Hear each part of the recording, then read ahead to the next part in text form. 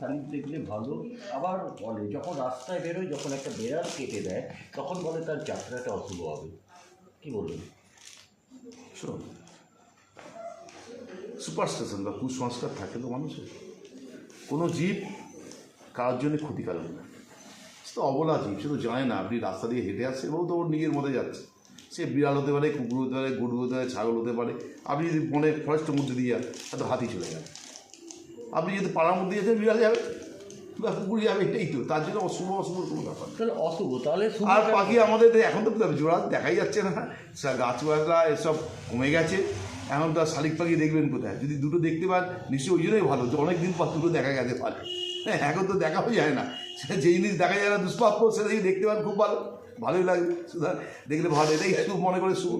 আর দুটো লোক একসঙ্গে দেখলাম। তাহলে কি বলবেন যে জোড়া শালিক সকালবেলা প্রত্যেক দিন সকাল বিকেলে বসো না, দু জোড়া, যে কোনো জোড়া জোড়া দেখলে শোন, পৃথিবীতে মানুষ সৃষ্টি হয়েছে, দুটো জীবের মিলিত সৃষ্টি হয়েছে। সে দুটো যখন দেখবে তখনই শুভ। এটাই পৃথিবী নিয়ে, তা পৃথিবীদের বাইরে যাবে।